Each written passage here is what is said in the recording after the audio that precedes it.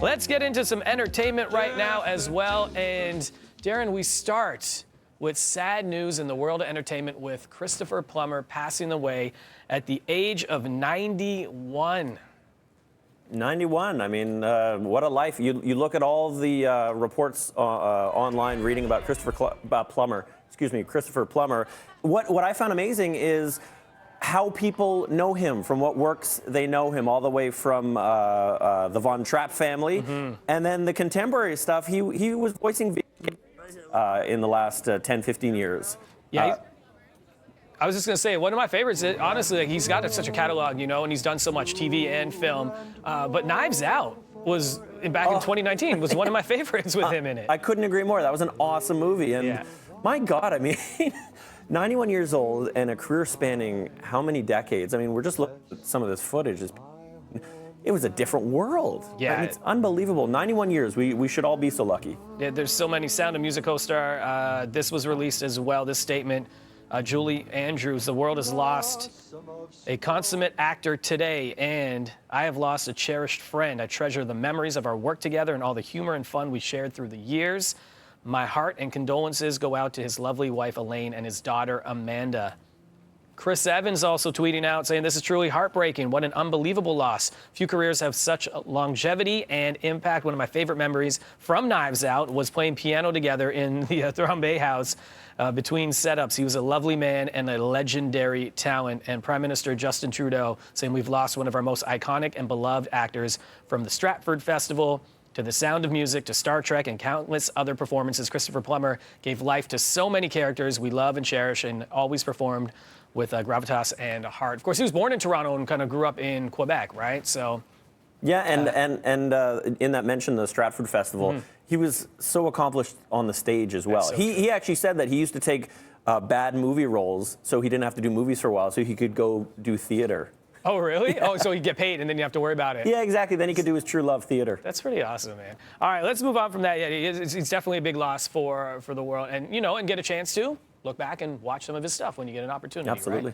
Right? Let's talk about this. The Weeknd performing Super Bowl halftime show, and you and I both love this. And to explain to people why you thought this was a great performance. I'm going to put this up as one of the best Super Bowl performances, and it's you know what it is. This show was way cooler than what the Super Bowl usually is. Usually it's a bunch of legacy acts. They come out and, it's Joe Perry on guitar and they, do Aerosmith and blah, blah, blah, which is great. And people love that. It's a big show. Like last year, Shakira comes out, big production. This was a COVID production. It was designed for television. I mean, look at what we're looking at here. This was backstage in that trippy gold mirrored hallway scene. Yeah. The Weeknd was performing for the TV audience, which you rarely get to see in these big stage shows during the Super Bowl. It's usually to the crowd of 150,000 or whatever in the room. This was for us at home. And again, The Weeknd can sing. Oh my God, Devo, his voice is unbelievable. He didn't miss a note. Here's the thing that, bothered me when I saw some of the reaction from people. There's no special guests, no that. Who did you want? Did you want him to bring out Ariana Grande? Did you want him to bring out Kendrick Lamar? The only ones from the playlist that would have worked maybe is Daft Punk for Starboy. Who did you want? And to me, it's bigger than just his performance. It's what he represented up there yesterday to all the kids from neighborhoods that have been discriminated against. We're going to talk about Dan Levy and, his mom tweeting out about that bullying aspect of it. Listen, he's a kid of immigrants, right? He is dropped out of high school to do what his dream and his passion was. He was told no because his music was too emo. He went up there and showed that anybody from Scarborough to anywhere else could make it on the world's biggest stage. Understand that represents something to so many people in this world. And because he didn't have a special guest guitarist come out or somebody to do half a verse. Yep. No, he doesn't need to. It's his show, it's his music, and he held it and carried it. Dude was awesome. A+. I couldn't agree more, Devo. Right? There's also, we should find this, there's footage floating around the internet of The Weeknd singing into like a grainy cell phone at Dundas Square, right out here, when he's just a kid, like, it was probably on like a Nokia Flip or a Sidekick or something like that. We should find that and put that on because it is, you see where he was steps away from where we are right now, singing with his pals, and now he's on the stage at the Super Bowl.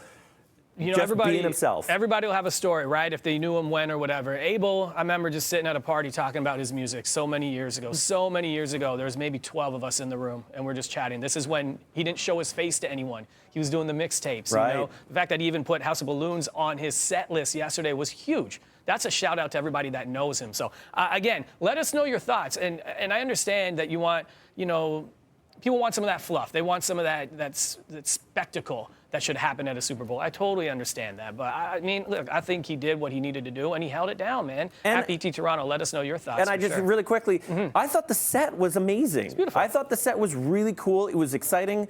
You didn't need, you know, flying in from over here and planes going over and fireworks. Some of that shot right there, that perspective with the fireworks in the background, and it's a close shot of the Weeknd just singing.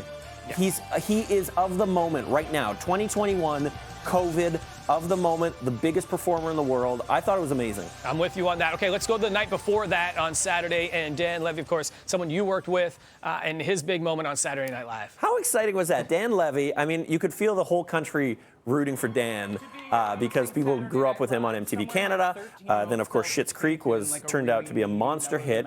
And then one of our own, Dan Levy, on stage, SNL, hallowed ground for comedians and comedy.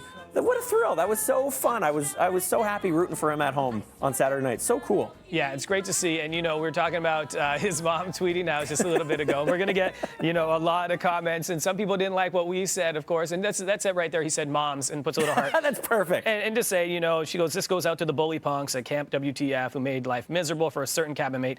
Yeah, back in the summer of '96, just because he was different. After all these years, I want to say to you, live from New York, it's Saturday night. And I think that's great for mom to stand up. It was just real interesting that it was at that moment. What a kill shot. She waited 25 years. She held that in her heart for 25 years and waited. He had Emmys. He's success, but she waited for SNL. And then the kill shot to the kids at the camp 25 years ago. It is, and he and the rest of those cast from Schitt's Creek, of course, nominated for the Golden Globes and SAG Awards. So more awards to come. So maybe more tweets to specific people in his life from mom. You never know. You never know. She's a mama bear. She takes care of her boy, no doubt. All right, thanks so much, Darren. And coming up, Ron Hawkins has long been revered as one of Canada's greatest contemporary singer-songwriters, and he's live with us next to tell us how he's keeping the music scene alive during this pandemic.